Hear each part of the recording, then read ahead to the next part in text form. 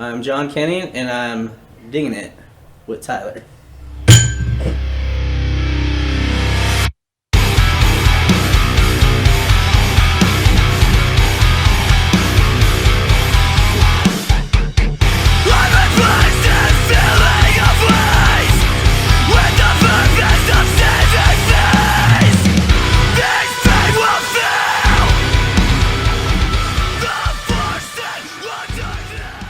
Episode 21 with Jon Kuenning from Your Last Chance and a multitude of other bands. Welcome. Thanks. I mean, you've played with multiple other bands. Let's Yeah. talk about them. Okay. Who have you played for? I played for a band called the Life's Last Breath was originally, and then it turned into Faith Through Fear. And then when that ended, and then I played with some of those same guys, and we were a band called Aurelius.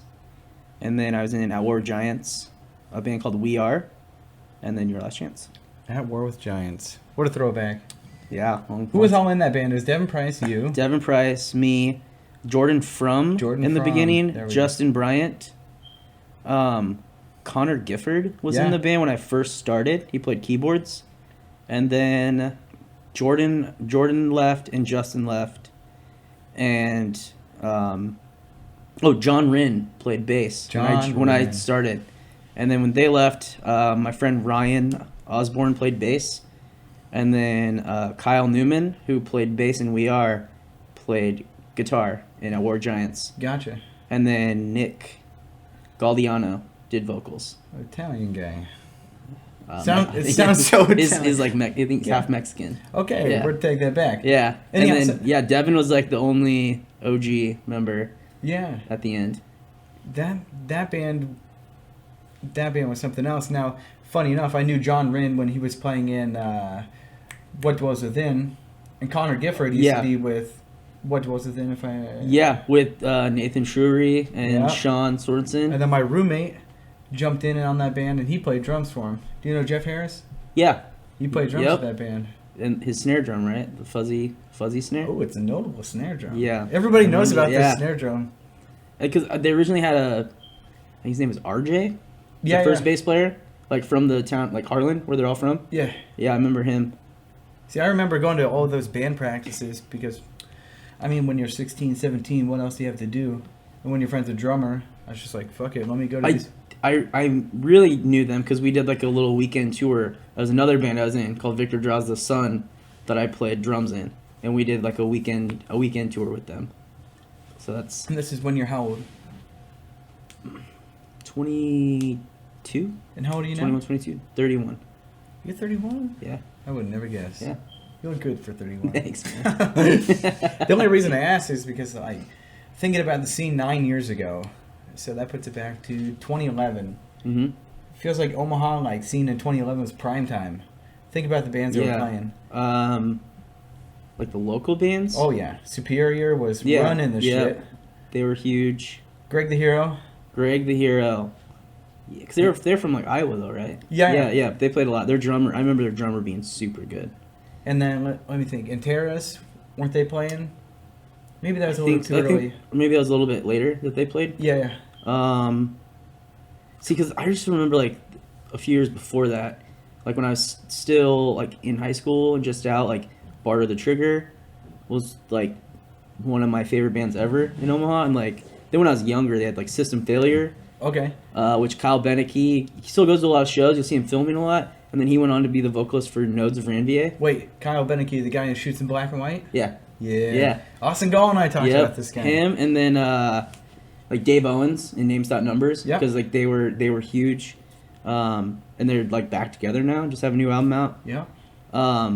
Dave from that band is who got me into really got me into music. Really? Yeah, because I had just moved over here to Council Bluffs, and they practiced at the church that I went to, and so I was just this little skate rat kid and would sit in on their practices, and Dave started taking me to shows like the Ranch Bowl, and I remember one of the first shows he took me to was As Lay Dying headlined, and it was Haste the Day's first national tour. Dang. Yeah. Dang. So that was an awesome time. When I first learned about metal, and then had someone that knew good metal, I guess. So I didn't have to go through I feel like music that I would have just wasted my time with, like What's not being into now. But what's like the first band you can remember getting into? I guess what was your introduction to? The Juliana Theory was like my cool music intro, and they were on Tooth and Nail Records, and like a straight up emo rock band. And then Dave would like burn me CDs and bring them to church on Sunday with like Boys Night Out and Boy Sets Fire and stuff like that, like Norma Jean. Right. And then it was like a couple years later, then like when the They're Only Chasing Safety came out, and then that was when like I started getting into metal and all that. See, it's funny you bring up Norma Jean because I, like, growing up, didn't like him. Really? Yeah, didn't like him, but now, like, now that I play drums, now that I get to like jam them, like some of the stuff they write on drums is just so jammy. It's so fun to play. And their first like couple albums were so much different than they are now. Like just noise, and I loved it. Like all the squeals and chugs the whole time. Somebody was saying it was Grant Muhlenberg, and somebody else had went to a Norma Jean show, and they said it's just like a force of just like sound. Like seeing those guys live. Yeah, and then their vocalist is just crazy. Unreal. Like, yeah. They had I remember when Oh Sleeper was kind of like in their prime, and this is when like MySpace was still the social media, and our buddy Austin LaCure messaged me and a few friends, and he's like, "What are you guys doing today?" I remember like leaving work early, and we drove to Kansas City because it was The Chariot and Oh Sleeper had an off date, and they were playing like in an ice cream shop or a coffee shop. It was a floor show, but like the guitar player from Oh Sleeper was crowd surfing while like shredding, and then The Chariot just like destroyed all their equipment when they played. Sounds like The Chariot. And yeah, that was awesome. Like this like secret show. I think they posted like the MySpace bulletins. Mm-hmm. They just posted it on there, and then it was packed. It's one of those once in a lifetime shows. Like Bring Me the Horizon, they played like a hidden face. Or when MySpace was the thing, they like posted on Facebook, same thing, and they played one in England to maybe 200 people. And this was 2009, 2010, back when they weren't even like giant at that time. Yeah. I mean, they were growing. Now, could you imagine if they played a secret show now, 2020? Yeah. They played to 250 people. You'd have people sitting outside with that band, 100%. Oh yeah, yeah. Beleth would have been a band back then. Gotcha. Yeah, Beleth was super awesome. Let's talk about 311. 311. No, I'm just kidding. Cool. That's like before my time, I guess, even. So. Do you ever jam 311? No, never. Me either. No. I don't even know a song by them. My guitar instructor taught Peanut how to play bass. Who's your guitar instructor? His name is Jeff. It might have been Jeff Harrison. It might have been Jeff Harrison. Jeff Harris, or I don't know. He taught at Legit Music though. Gotcha. And that's where I took lessons, and yeah, he was like a genius. Like. So, what age did you start taking lessons? I started taking lessons when I was 14 years old. Gotcha. My My dad plays guitar, and so like there was always one around, and my dad tried to teach me when I was younger, and I just didn't like catch on. Mm-hmm. But I think it helped when I started taking lessons. Like I knew how to hold the guitar, I knew how to strum it, and so it was just learning the names of things from there. Yeah, guitar is one of those hard. Like you have to be devoted to be a good guitarist. Like drums, drums a little bit easier as far as like you can just keep time and play basic shit. But as far as like guitar, if you want to get good, like practice. Yeah, I used to take my guitar to like church, and like would come home and play. I'd like fall asleep playing guitar, and I would just sit up in the balcony at the church and just play guitar like during church service and stuff. Like Sick. my electric guitar with no amp. Oh, I'd just be up there like playing scales and just walking around with it on a strap. The priest is preaching. It's yeah, I just like literally walk. Now I think about it, it's like it looked so crazy, but it's like this kid in junior high walking around with the guitar strap around his okay, neck. speaker. But that's probably how you got to where you are now. I mean, without that practice, I mean, for sure. Yeah, like just recently I've been trying to play every day, and I've noticed like a lot of stuff coming back or learning a lot of new things. Yeah, even with drums, like I take a day off, and I'm like, man, I'm bad. And So my friend Jeff, he's been playing drums since he's about 15. He's been teaching me some stuff. So like those double strokes, I've been practicing those pretty good. But like I said, taking a day off, like my hands, I just feel like I have no coordination at all. Is it the same for guitar? I think a little bit. I think I've played for so long that you have the muscle memory for most of it. But definitely for new stuff. Like if I'm working on a new technique or trying to learn a new song, it's hard. Like you get frustrated, but a lot of times I just put it down, and then I'll come back like the next day or maybe the next day play something different. And when I go back to play that again, it's kind of sunk in the muscle memory. Gotcha. And then it's easier. I think it's the same thing with video games. Because like I'll play a video game and then get to a boss or something and just keep dying. And then I'll just turn it off, go away, and then come back a few days later and then beat it first try. Like it's kind of like the... Weird. Yeah. So like if I start getting stressed out, I just stop. Or like do something else. Play something else or...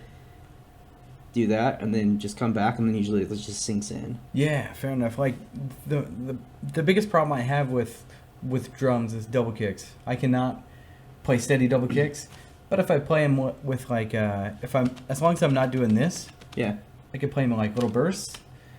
Whoever can play double kicks for like a minute straight, good on ya. Have you tried adjusting the height of the throne?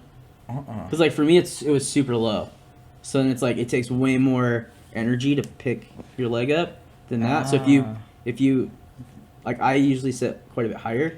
See, actually, now that you say that, my friend Jeff is the one who lowers it. He likes to play it low, and I used to have it really high to where like my tippy toes were touching it. Yeah, I like that better. Well, there's a ton of different techniques too. Like people that only use their upper leg and like hip flexors, and it's all the motion of their upper leg, and then there's people that play with their ankles. Yeah. There's people that use a combination of both. People that use their calf muscles. The one that you don't see a lot is like using your shin muscles because it's like the weakest muscle in your body. But different heights can then affect your technique. Like if you're a person that's normally playing with your upper leg, sitting really low makes it harder. Yeah, because you have fair enough. You have to lift your leg higher. Actually, to lift it. That's funny you bring up that conversation where I guess that point, because I talked with the drummer of Ocean's 8 Alaska, Mr. Chris Turner. The guy's a beast. Yeah. And he was talking about how he sits really high and he talks about like dropping your foot on it rather than tapping it like this. I don't know if you guys can see because he uses like all hip flexor and upper leg for it. He also plays like in socks, which is super crazy to me. I know. Yeah. It is impossible to play in socks because if you get no grip. Like I even bought grip tape. Not even grip tape. I bought like 500 grit like sandpaper that I was going to put on those, and I'm like, you know what? I probably don't need that because I play in shoes or barefoot. Actually, I don't like playing barefoot because like your feet sweat. It slips off the pedal. Yeah, I like to play in shoes. When I played drums, I had shoes. I still do it sometimes with guitar. Like when we go on the road or do anything out of town, I have a pair of shoes that are in our trailer all the time.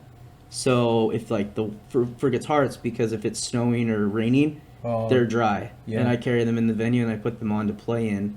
And the joke is they're my show shoes. But when I played drums, I always did it so that I never had to worry about my shoes being wet or anything like that. And so they actually lived in my hardware case, like a pair of A6 Tigers. This guy. Yeah. This guy gets it. Good planning ahead. Now let's talk about what's like one of your favorite places to play. I guess where have you all toured to? Like all around the Midwest, up, through the Dakotas and Minnesota, Illinois, Colorado. I guess we did play some places out west. Like we played in California, New Mexico. And this is with what band, or is this a combination? Kind of like a combination of all of them. I think the best, the Warehouse in La Crosse. Yeah. It's like my favorite. I think everybody knows about that place though. A lot of people. Yeah, they know about the stairs and like they suck. Got any stories there? Hate to put you on the spot like that. I threw my cell phone away on accident once when there used to be a pizza place like catacornered from the venue, and we ate dinner there, and it was super late, and then everyone was just tired, and then we all cleaned up the table and left, and I didn't have my phone. I didn't know where it was, and I was like, I had to have left it at the pizza place. So we went back, and I was calling, and no one was answering. And I was just, like, knocking on the door. And finally the guy answered, or opened the door. He's like, I haven't seen a cell phone. And then I'd thrown it in it was on my tray, and I threw it in, like, the tray in the trash. Like, that. But then they told me, like, it wasn't in the trash. But then someone finally came out and said that they had it. So, like, they took it, and then, like, weren't going to tell me they had it. What? Yeah. But, I mean, it was my fault for throwing it away. But, yeah, I think that... And then we made a lot of friends in lacrosse. So then it was always fun. Like, a lot of them would come to the shows, and even if they didn't, we'd always hang out them after. Yeah. So that was probably my favorite place. That's one of my favorite things to do when bands come in through the town or come in through Omaha. Like, for example, Hall of Friend. I went and got pizza with him afterwards. It just makes him feel like more at home, I feel. Yeah. And the worst thing is the fact that Omaha is in the Urban Dictionary. Yeah. Like, we have to support, like, those bands that are traveling to come here. Like, for example, Scarlet O'Hara, when they came here, Where the Decay played, like 95 people. Scarlet O'Hara played 20 people. Like, yeah. We gotta stop doing that. I remember, like, that happened. Like, I stuck around, like, mainly, like... Same. Because I didn't want them to play in front of anyone. It like, just sucked, like... Because, obviously, Wither Decay was the big band of the night, and that was the night that Alyssa proposed. Yeah. So everyone was just, like, jacked, and, like, you know, and then I'm sure they just, like, weren't even thinking... Did you know about that beforehand? Yeah. How far ahead of... Quite a while. Like, wow. Yeah, I think a couple months or something. Dang. That was so crazy, because it was like, okay, let's bring Alyssa onto the stage, and I'm like, all right, this is going to be something. Could you imagine if she broke up with him on stage? And it's just like the complete opposite of what you thought? That would be the worst. But yeah, anytime like you bring somebody from the crowd on stage, it's going to be a big deal. Yeah. But Josh he's a good guy. Yeah. Love that guy.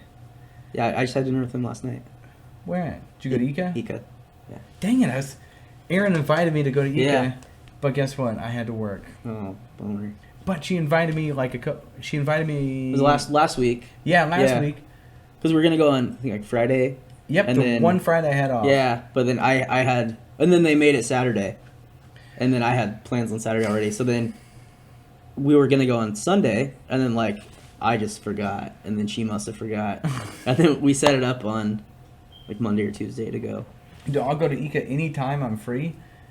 But you gotta give me some heads up. You can't tell me the day of. You're just like, hey, okay, we're going to Ika. Like, my schedule's so busy. What's your favorite thing there? Anu. Is it Anu or Anu? I think it's Anu. Okay, Anu. He turned me on to Kimchi Ramen. The spicy kimchi? Oh, here's a funny story. So her and I, it's after the Tale Untold show. We go over to Ika in Benson. And, like... The kimchi ramen has that little flame next to it, which means it's spicy. And I told the guy, and I'm like, hey, I know it's like supposed to be spicy, but like, can you add extra spice to it? And he goes, well, I'll have to talk to the cook about that. Like, we can add like spice on the side, and you can put it in how you want. And then like 10 minutes later, he comes back and he goes, well, I told the cook you wanted it spicy. No like extra shit on the side. It's just the bowl of ramen. So I'm eating them like 3 bites in. I'm like, man, this is pretty good. And then like 4 through like 30. I'm like, this is so hot. This is so hot. And I think that chef was probably like, oh, you want it spicy, huh? Dumped them like all the shit in. But yeah, Ika's the shit. That happened to me a little while ago. I went out. I went to dinner there with Taylor from Your Last Chance, and I just have been ordering stuff on the side. Like, you can order like noodles and then all this stuff that's in the ramen. But I got the spicy sprouts and the spicy Brussels and something else, and it was so hot. I love spicy food. I was just eating it. It was just like blowing my head off how spicy it was. So I ate like most of it, and then I took the rest home. I remember in the morning then I woke up and I grabbed the leftovers out of the fridge, and I was like, oh, this will be nice because they'll be like nice and chilled. Yeah. And it was just as spicy. Yeah. It was so hot. So funny enough, I was at Taco John's today, and like the green sauce, they make it spicier every time. Like, it was to the point I was watching this. Okay, this is silly shit. I was watching this bowling vlog. It's Brad and Kyle, and they're talking about this guy named Carmen Salvino that had retired, or he bowled like 30 Tournament of Champions in a row. And I was like tearing up from that. and then like the spicy green sauce was making me tear up, and I didn't want the staff to see me, so it's just like, this is sauce. yeah, it's fucking sauce, man. But I was probably tearing up at the YouTube video. It was sad. But you bowl, right? Yeah. Okay. Do you know how to keep score like manually? Yeah. Okay. She bowls. No, that's cool. I work with someone that they bowled like their whole life through high school, and I guess they're super good at it. They even did like their senior pictures. They have their bowling ball. Who is it? Her name's Stephanie Snyder, but it's Skogseth now that she's married. Fake news. No, you know her? No. Oh. I have pictures of me holding a bowling Yeah, ball but it was like her senior Yeah. photos, I guess. But it's so funny because some other people I work with live at an apartment complex in like Papillion or something, and we went there one night, and there's a bowling alley in the like clubhouse, the community clubhouse. Yeah. So we went there, but they have the sheets, and you like have to keep score manually. And I know like the gist of it, but I was getting it wrong. And so I remember just at the end of the games, and there was like 5 of us, I just took a photo and sent it to her. And I was like, what's the score? And it was like 30 seconds. And she texted me back and had everyone's scores. Dope. On we need there. to be friends with this person. And yeah, but it's wild. And I guess she's super good at bowling.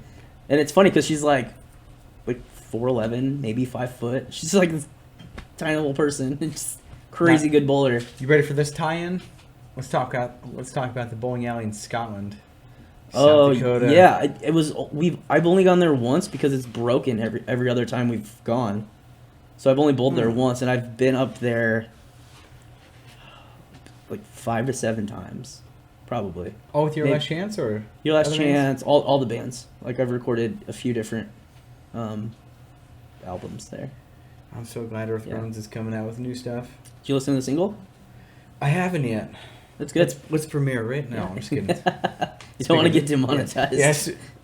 Demonetized. We're not making money right now, so I can play whatever. Just in case. No, so eventually I want to have Jeremy on. We talked about it. He was actually in town last week, and he's like, hey, can you record? And I'm like, Deanna's out of town. Like the one time he's in town. You just gotta learn how to do it then, so you can. We might have to Skype him. Skyping would be dope. I don't know how. A little picture-in-picture. Yeah, I don't know how this would work. Or I just get a cutout of him. It's like, hey, my name's Jeremy Shaver. Is that how he talks? Pretty much. Yeah. Yeah. I'm Jeremy Shaver. Or when he's had like 2 Red's apple ciders and then he gets real wild. I've heard. Yeah. Him and Andy are like the same. Like Andy's a weak ass. They'll have like 2 ciders and then they're trying to make pizza rolls in the pizza roll bag. Like that happened one night.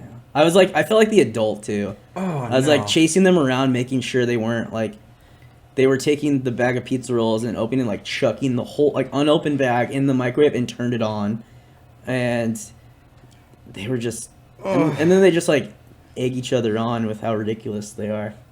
Yeah, because that night Taylor and Alex wrestled. Who won? Alex. Taylor did. Taylor wrestled all through high school. Oh, I was gonna say. Yeah. Alex is a pretty big dude. Yeah, no, Taylor won. Yep. I just could not wait. And then someone had leftovers, and Jeremy just picks it up and starts eating it.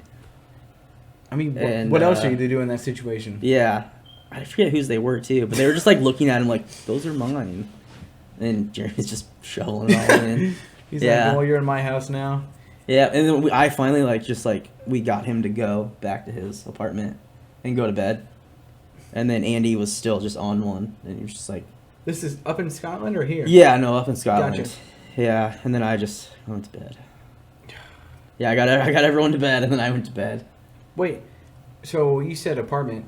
Do you guys stay in his house or stay in? Yeah, so his studio is, so there's the main tracking room, then there's the control room, and then if you're facing the computer, behind it is a door that goes out to a little hallway that then goes in like his furnace and AC room, and then there's a door that goes into his apartment. It's a 1-bedroom apartment. Nice. And then off of the main tracking room is a 1-bedroom apartment for the band suite, where there's like a little living room, and then a room with bunk beds, a futon, and a little kitchen. And then because it used to be apartments, like single level apartment units, and him he bought it, and then they converted it into the studio, and then a living space for him and his wife at the time, and then the band suite, and then I don't know if he still has a tenant, but he still has like an apartment on the backside that someone used to rent out. If I don't know if they still do, that lived there. And then a big part of it was like a photo studio, and now that's just like the Earth Groans merch room. It's really big, bro. This is like brand new info. And then that's where he also like makes his click track mixers and like. Yes, yeah. I need to talk to him about that when I see him. Oh my god, this is like breaking news. Yeah, and then so he has like a big front lawn, and he has like a grill out front, a little fire pit, and all that. He lives right across the street from the mayor too. Do you see who was up there this week? Been Better, right? Ozzy. Been Better, Ozzy, and yeah. Oh, and then Flakus is Witherfang. Yeah. That's dope. I love that all the Omaha bands, or I guess most of the Omaha bands, go up there. I call Jeremy Omaha's stepdad. Yeah, kind of. He's pretty. Yeah. He's pretty much like. Yeah. When he comes to Omaha, everybody is like, "Holy shit, Earth Groans is here." And especially like just the studio that he has. It's like his location, I think, has made it affordable to him to have the rates that he does, and then especially like his rate to quality ratio is really high, and then it's very attractive for bands that there's a band suite, so they're not traveling and then having to pay for a hotel for sure or all this, and there's like two things to do in Scotland, so you can get into a little bit of trouble, and then I think there's only one bar now. There used to be two bars. I think there might only be one now. Yikes! People moving out. So you have the bar, and then you got the gas station. There's two gas stations, but there's one close to his house, and then the grocery store. But it's cheaper to just eat out than it is almost to buy groceries there. For real? Yeah, the groceries are really expensive.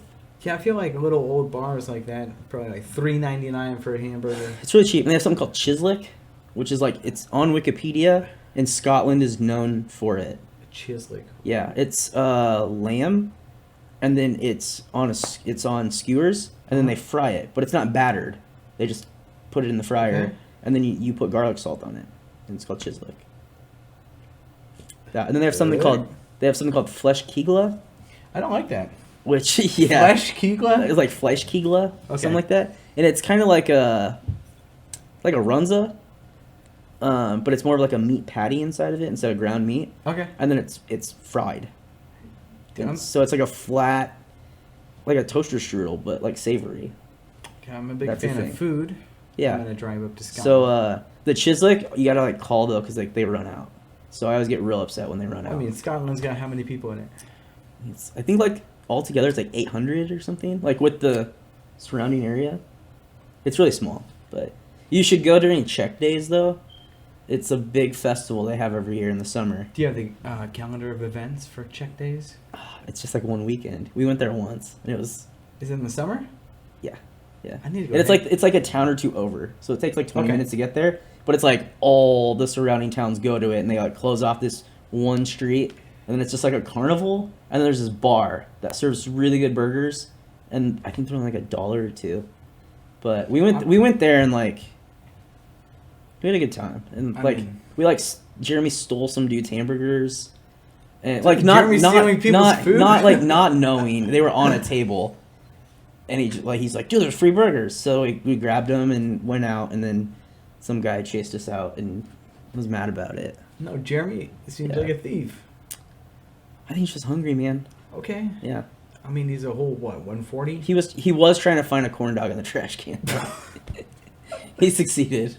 You found a corn dog in the trash can? Yeah, and then he found nachos, and one of the carnies came over and like knocked it out of his hand and was like, they weren't gonna let him eat it, and they're like, we'll give you nachos. My God. Yeah. Desperate times call for desperate measures. I mean, we've gone like we've been with him dumpster diving and then like eaten some of the food that he's gotten from the dumpster. So. This is one of those office moments where I just look at the camera and I'm like. Well, it's like there's a meat packing place behind the grocery store, and so they'll throw out stuff like that's. I don't know if it is expired. It's about to be expired. They can't sell it anymore, but it's vacuum sealed. So like we've eaten like trash dogs, like just grilled them up and then ate trash the hot dogs. dogs. Yeah, like I didn't eat the fruit. You have a name for them. Well, trash hot dogs. Okay. But there's like he's gotten like fruit out of there. I don't eat the fruit that he like gets out of the dumpster or the bread, but like sometimes they have like boxes of Cheez-Its that are still sealed. You can eat that. I mean, Cheez-Its are nice. But yeah, it's a small town.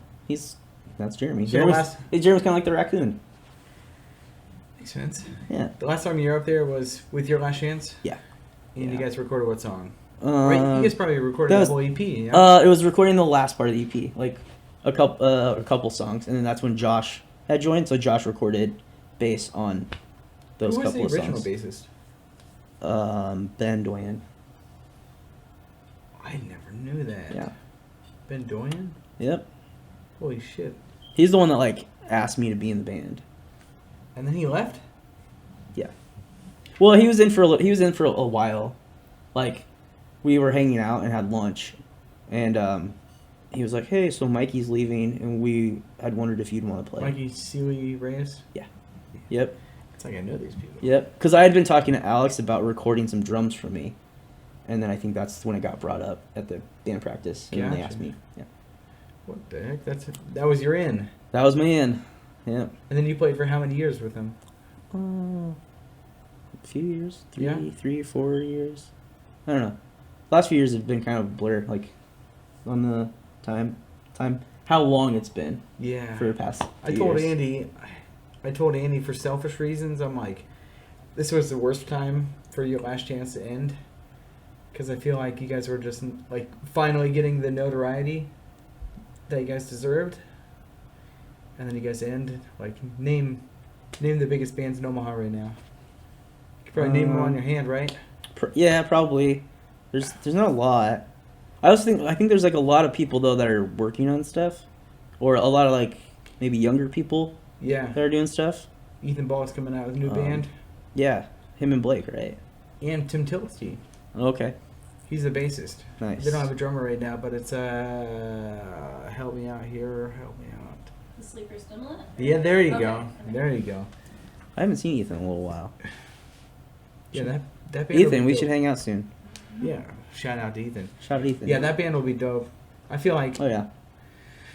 I feel like a new, name or revival of Ethan Ball is gonna be nice. Well, and Blake. And Blake's a great guitar player. Wonderful. Yeah. I feel like. I like Blake too. Blake's just like, he doesn't like talk a whole Yeah, lot. he's just But when he so, does, like- it's like always really funny or something. He's always just like so chill. Yeah. Found out he works at Amazon. Oh, he does? Doesn't say hi to me. I thought, because wasn't he working at like the beverage place? Yeah, he was working for a beverage place, like stocking. You know who else works for Amazon? Who? Capri Walton. Really? Why not say hi to me? Dang. You know what's funny? Actually, I know why they don't say hi to me. Because they work different shifts than I do. Oh. They work for a different company. But I'm still pissed. Capri used to work at the med center in the pharmacy, and so I'd go pick up like prescriptions, and he'd be there. So I was Really? always, I was like waiting his line if he was working. You know what? I was thinking today, I don't know if I can announce this or not. Stephen Hoshaw and Matt McClure have a side project. And I was thinking about recommending Capri to be the vocalist. Because Blessed isn't a band anymore. Capri is dope. Was he in another band though? What was the other band he was in? Not For the Empire. No, he's That definitely... was Edgar. Or- No, that's Empire Wants Nothing. Yeah, okay, that's what I was thinking. Oh, you're right. Yeah, because we played a show with them at the warehouse too. Chris Nogo. Because I'll never forget, like, I think the funniest thing Ethan Balls ever said was someone offered him a Coke, Mhm. like, when we were at the venue. He's like, no, my diabetes is allergic to it. I remember just, like, walking past and hearing that, and I just thought it was so funny. I think I quoted it a few times, too, like, throughout the years. Yeah. My diabetes is allergic To it. Someone offered him, like, a Coca-Cola. That I just should thought be- that was, like, You know so what? funny. That should be a Tinder profile. That was, he said it like so nonchalantly too. I remember because I think he was running merch for one of the bands, and he was like, there's like this window, and he was like sitting up in it with his legs up, and like, Ethan, you want a sip of my Coke? He's like, no thanks, my diabetes is allergic to it. And I just remember like walking past and like just laughing, like, yeah. And you're still friends with the guy? That's the funniest thing he's ever said. Like, that I think he's ever said. I thought it was hilarious. And, like, to remember it now, when that was... Geez, that was, like, 5-6 years ago. Yeah. I remember a tour vlog. It was a tour vlog with an Empire Wants Nothing, so it was Edgar, and Chris Nogo and Jeff and who else is in Empire Wants Nothing? Who's their drummer? I really only knew like Chris. Yeah. Chris and Was Edgar. it Alex Sloan? No. No. I don't think so. He was in For the Empire? Oh, okay. Or was that Yeah, Tim Lawrence? 'Cause I know Andy was in that band. Right? And For the Empire. Yeah. Yeah. And So would have that been Twig? Twiggy. Because then- Twiggy was in Eastwood. Yeah. Oh, That band was Eastwood. fun. Bring it back. That was a fun band. Bring it back. Joseph Henderson's always looking for. Isn't that the guy's name? Joseph Henderson. Yeah. Yeah, I Bring love back- him, dude. Bring back Eastwood. Let's sign a petition because everybody signs petitions nowadays. Fucking sign a petition. Bring back Eastwood. We need it. I don't even know who. Or I guess Twiggy was the drummer. Nick And Lawrence was the Nick. guitarist. Yep. Who's the bassist? Nobody cares about bassists. Let's be honest. Wasn't it what's his name in Death Wish? Was it that dude? Oh, Ethan Wyman. Wait, no. I'm thinking of Keep going. what's that dude? What is his name? Is Jake he Pfeiffer. Jake Pfeiffer was the drummer of it. Empire Wants Nothing. Gotcha. Oh, okay. What is his name? I can't remember. I can't think of his name right now. A bassist for an Empire Of Eastwood. of Eastwood. Oh, I know who it is. Little short dude, Yeah. long hair. Yes. Dang it. Yes. Stephanie's boyfriend. Stephanie. Yes. That's his name? Stephanie's No. boy- Why am I drawing a blank on Stephanie's his boy- Jeremy? There you Jeremy go, Jeremy. Bulkin. There you Yeah. go. Yes. Let's just bring back Eastwood, please. Yes. Bring back Eastwood. We need that Eastwood. Fuck you. We need that back in Omaha. We need that back in Omaha so bad. Although the Nick stuff now is good, man. Oh, I know. Yeah, Downhearted. he's such a good guitar player. And then having Taylor's brother playing bass, Trevor. Oh, Yeah. I was gonna say, They don't look alike at all. Yeah, you'll have they're to say brothers, last names. and they're like Irish twins. They're like barely a year apart. They're like 13 months apart or something, like 14 months apart. that's what Irish twins means. Yeah, I didn't know that. yeah. But it's crazy because like Dude, he's my- so tall and skinny, and Taylor's like short, and they don't really look alike. But yeah, My brother and I are a year, month, and 12 days apart. yeah, you guys are Irish twins then. Woo! I think you're like 13. Winning! Irish twins. 2 minutes. All right. 2 minutes. We only got 2 minutes left. I hate to say farewell, but wrap this thing up. Okay. Tell us, are you looking for a band? I'm like working on some stuff right now. So I've been just playing tons of guitar and writing some stuff and playing with different sounds. I jammed with Andrew Ferris on Sunday. We're working on some stuff. The guitar player was in the Matador. Okay. He's filled in for Your Last Chance a handful of times. We've always talked about playing music together for like 10 years, and we finally started doing it recently. Then I have a friend that's a DJ, and he wants to start producing some like electro pop stuff that I'm gonna do with him. So Dang. I'm excited for that 'cause it'll be completely new for me. Yeah, new music on the way. Yeah, When can we expect it? I have no idea right now. I'm still like talking to Andy and Alex too about the stuff that they want to work on. So Yeah. that's cool, man. I'm just playing tons of music. I see him practicing, so hopefully you put some new stuff out. I'm always looking forward to new music. Obviously, Omaha needs new music. Any last words for the Omaha people? Go to as many shows as you can and stay for the whole show. Get to the show when it starts if you can. Obviously, I tell people all the time, it's harder and harder the older you get with responsibilities on being able to go to shows, but just go. Especially if you're in a band. Like, if you want people to support your band, you gotta support other bands. So that's my big thing. Fair enough. Well, this was John from Your Last Chance, or formerly I'm going to say formerly Your Last Chance. Wink. But thanks for coming on. I appreciate it. Thanks for having me, man. And we'll see you next time. Peace.